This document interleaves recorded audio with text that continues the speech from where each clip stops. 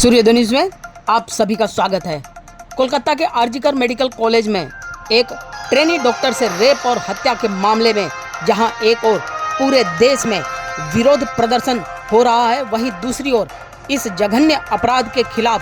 देश भर में लोग सड़कों पर उतरकर आरोपियों को कठोर से कठोर सजा देने की मांग कर रहे हैं। इस घटना के चलते अहमदाबाद के लोगों में भी आक्रोश दिखाई दे रहा है। शनिवार को अहमदाबाद होम्योपैथिक मेडिकल एसोसिएशन पूर्व, Naroda doctor association, Naroda general practitioner association, Naroda dental association तथा नरोड़ा फिजियोथेरेपिस्ट एसोसिएशन द्वारा नरोड़ा के ओम डेंटल क्लिनिक से नरोड़ा बैठक तक एक मौन रैली निकाली गई। इस मौन रैली में शामिल 250 से अधिक चिकित्सकों ने कोलकाता रेप मर्डर केस की घोर निंदा करते हुए इसे जघन्य अपराध बताया और इस केस में पीड़िता को जल्द से जल्द न्याय दिलाने की सरकार से मांग भी की।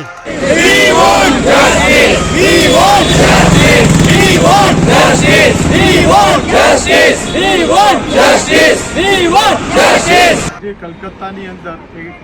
डॉक्टर દીકરીની ઉપર જે જઘન્ય બળાત્કાર અને હત્યા થઈ છે એના વિરોધની અંદર આજે મૌન રેલી કાઢી છે। કુલ મળીને 10 કરતાં વધારે ડૉક્ટરના એસોસિએશન છે, એ બધા એસોસિએશનના વિવિધ ડૉક્ટરો એકત્ર થયા છે અને અમે આ જે ઘટના બની છે સજ્જડ વિરોધ કરીએ છીએ। એના પરિવારને સહસંવેદના વ્યક્ત કરીએ છીએ અને પ્રશાસન અને કાનૂનને વિનંતી અને અપીલ કરીએ છીએ કે જે અપરાધીઓ છે એને સખતમાં સખત સજા મળે અને આખી ઘટના જે પારદર્શક રીતે મીડિયાની અંદર અને સમાજમાં વ્યાપ્ત થાય